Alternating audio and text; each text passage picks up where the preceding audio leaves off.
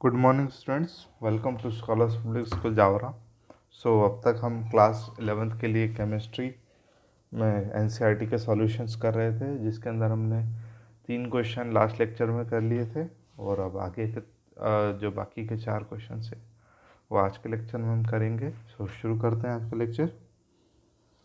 देखिए, आज का क्वेश्चन हमारे पास पहला क्वेश्चन है, calculate the amount of carbon dioxide that could be produced. ठीक है, तो क्वेश्चन क्या बोल रहा है हमसे कि अमाउंट ऑफ कार्बन डाइऑक्साइड जो है वो प्रोड्यूस कब होगी, मतलब कितनी प्रोड्यूस होगी जब 1 mole of carbon is burn in air. ठीक है, ये बात थोड़ा सा आप समझिएगा, बर्न इन एयर। ठीक है, 1 mole of carbon burn in 16 gram of dioxygen and 2 moles of carbon burn in 16 gram of dioxygen. ठीक है, तो 3 कंडीशन है हमारे पास। ठीक है, अब इस तीनों कंडीशन को अगर मैं एक बैलेंस केमिकल इक्वेशन में रखूँ तो देखिए हमारे पास क्या है कि हम कार्बन का कंवेंशन करेंगे। सिंपली कार्बन के कितने मोल्स होंगे, 1 मोल होंगे, और ऑक्सीजन के कितने हैं, 1 मोल ऑक्सीजन का। ये देखिए डाई ऑक्सीजन है, आप बात ध्यान रखिएगा, O2 है यानी कि डाई ऑक्सीजन है, पर 1 मोल ही गिनाएगा वो। अगर इसका मैं मॉलिक्यूलर मास लेता हूँ तो कितना हो जाएगा, 32 ग्राम। जब ये कंबंशन होगा तो मुझे प्रोडक्ट में क्या मिलेगा, CO2। CO2 कितने मोल है, 1 ही मोल है। ठीक है, क्योंकि हमें पता है mass neither be created nor be destroyed. ठीक है, सो कार्बन के कितने, 12, प्लस हमारा जो ऑक्सीजन है इसके कितने हैं, 12 प्लस ऑक्सीजन के कितने हैं, 16 और 16 32। ये 44। ठीक है, तो ये 44 ग्राम मैंने इसका मॉलिक्यूलर मास ले लिया। ठीक है, इतनी बात समझ में आई। अब पहली कंडीशन क्या है हमारे पास, 1 mole of carbon is burn in air. So as per the balanced equation 1 mole of carbon burn in 1 mole of dioxygen. Air में ही ऑक्सीजन होगी तभी तो बर्न हो पाएगी, to produce 1 mole of carbon dioxide. ठीक है, simply मैंने ये जो मेरी इक्वेशन लिखी थी इसे रिटर्न फॉर्म में लिख दिया।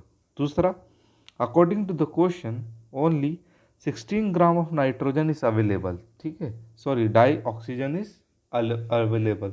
सो hence it will react with 0.5 mole of carbon to give 22 gram of carbon dioxide and it is a limiting reactant. ठीक है, अब देखिए यहाँ पर अगर मान लीजिए सिर्फ मेरे पास O2 की जगह सिर्फ O ही होता, क्या होता, यहाँ पर इसके आधे मोल से इसका रिएक्शन होता तो CO2 बन जाती।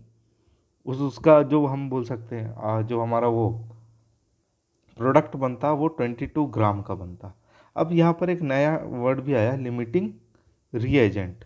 ठीक है, तो ये लिमिटिंग रिएक्टेंट क्या होता है कि मान लीजिए कोई सी भी प्रोसेस शुरू हुई, अब ये कंवेंशन की प्रोसेस है, तो अब हम देखेंगे कंवेंशन जब एक टाइम कंप्लीट हो रहा होता है, ऐसी कंडीशन में जो रिएक्टेंट्स होते हैं वो एकदम पूरे वैनिश्ड हो जाते हैं, यानी कि ख़त्म होने लग जाते हैं।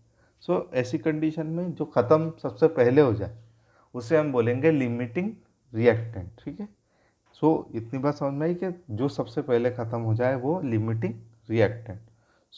यहाँ पर जो ऑक्सीजन है वो क्या किस फॉर्म में काम करेगा, लिमिटिंग रिएक्टेंट के रूप में। ठीक है, जो part number 3, according to the question only 16 gram of dioxygen is available, और हमें पता है ये एक लिमिटिंग रिएक्टेंट है।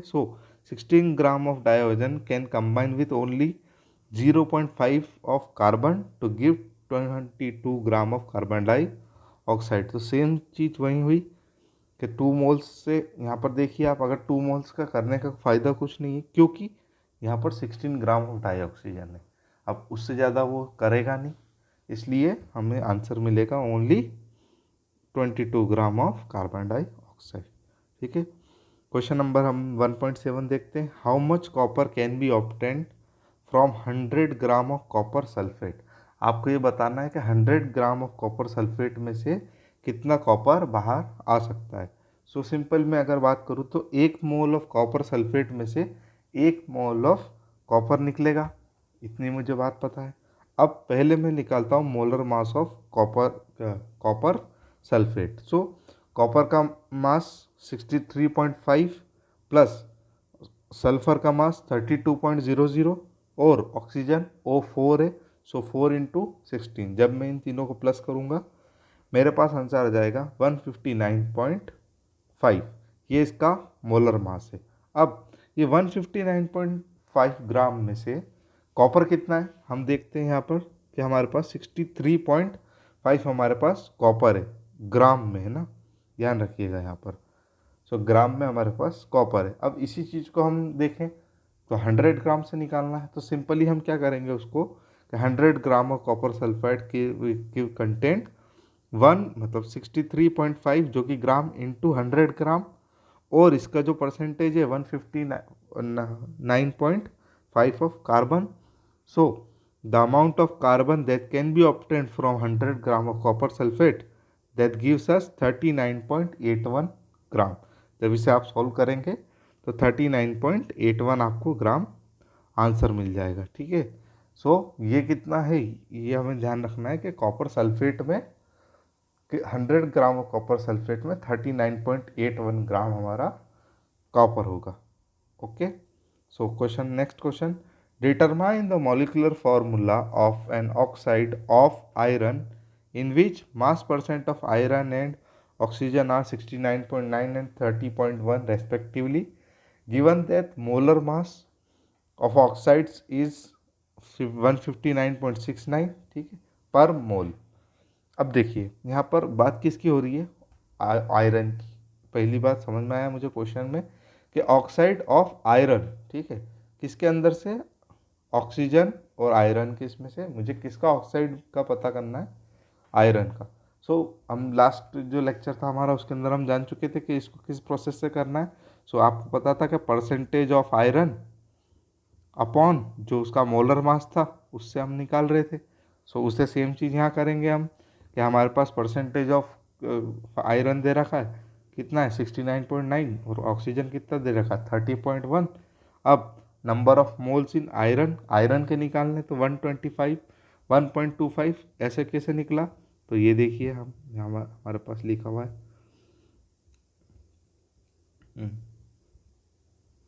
सो ये देखिए कि 69.9 अपॉन 55.85 जो कि एटॉमिक मास था आयरन का। सो मुझे आंसर मिला 1.25।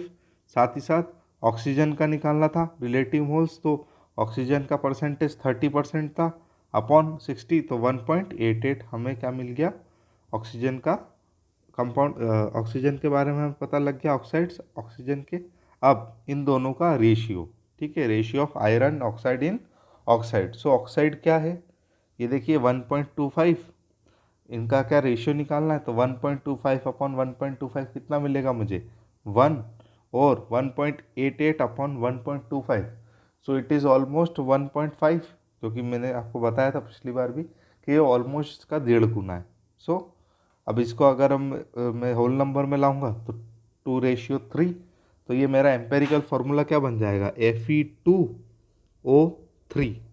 ठीक है, अब मैं इसको इससे क्या करता हूँ, मैं इसका एक बार मोलर मास एम्पेरिकल फार्मूला निकाल कर देख लेता हूँ।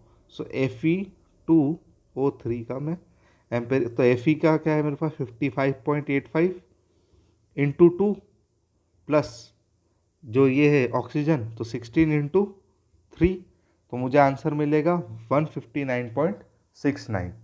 सो ये क्या है, इसका मोलर मास, ये मोलर मास तो मुझे दे रखा है क्वेश्चन में ही, जो मैं ये निकालूंगा एम्पेरिकल फार्मूला से वो 159.7 मुझे मिलेगा। अब ये देखिए 69 और 7 इन दोनों में ज़्यादा कोई डिफरेंस नहीं है। सो अगर हम इसको और प्रिसाइजली काम करेंगे तो 0.999 मुझे मिलेगा। तो मैंने इसको अप्रोक्स 1 मान लिया, क्योंकि हमें इसको अच्छे से समझ में आना चाहिए। Then molecular formula compound is obtained by multiplying the empirical formula with n।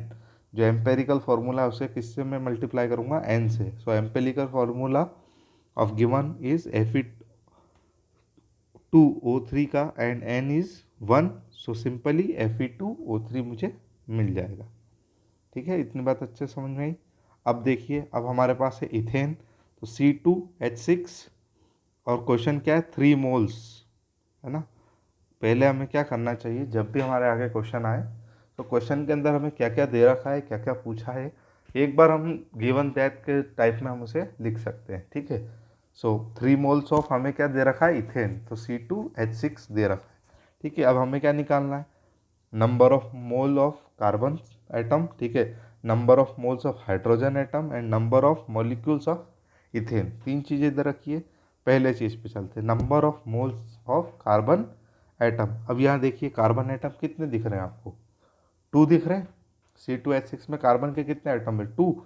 अब 3 मोल्स ऑफ कितने, 3 मोल्स इथेन में कार्बन के कितने मोल्स है, सॉरी हाँ, सो वही मोल्स है।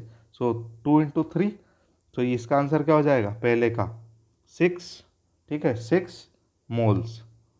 सेम चीज़ जब मैं इसके साथ करूँगा हाइड्रोजन, तो C2H6, तो 6 है यहाँ पर, हाइड्रोजन के कितने मॉलिक्यूल्स है, 6, और कितने में मुझे लेना है, तो 6 इंटू 3, तो 6 इंटू 3 इसका क्या आंसर हो जाएगा, 18 मॉलिक्यूल्स। इतनी बात समझ में आई।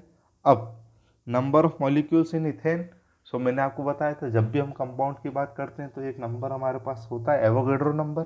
सो एवोगैड्रो नंबर क्या होता है, 6.022 इंटू 10⁻23, ठीक है। अब मुझे कितने चाहिए इसमें, 3 मोल्स, तो इंटू 3 कर सकता हूँ मैं, बिल्कुल कर सकते हैं। सो आंसर क्या मिल जाएगा मुझे, 18.066 इंटू 10⁻23। इतनी बात समझ में आई। ये देखिए यहाँ मैंने आपको सॉल्यूशन यहाँ मैंने करके दे रखा है आपको, कि इसका जो हमारे पास जो है इसका, ये देखिए, सॉरी ये गलत हो गया थोड़ा सा, ये देखिए यहाँ पर और यहाँ पर, इन 2 जगहों पर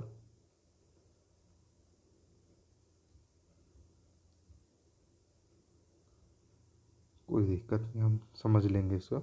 और आखिरी देखिए ये 6.023 इंटू 10⁻23, अभी 23 मैंने आपको 22 बता दिया, नॉट अ प्रॉब्लम।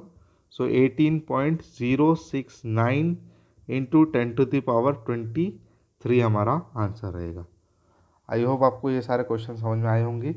ये आपको अपनी कॉपीज़ में कर लेने हैं, और ये as per the new syllabus जो हमें CBSE ने अभी दिया है 30% रिड्यूस करके, हम उस बेस पे पढ़ रहे हैं। सो ये हमारा जो चैप्टर नंबर 1 है, some basic concept of chemistry, complete होता है। इसके अंदर जो हमने जो चैप्टर के अंदर प्रॉब्लम्स करी, साथ ही साथ ये जो करी है, ये आप अच्छे से एक बार प्रैक्टिस करिएगा। Thank you so much, God bless you all.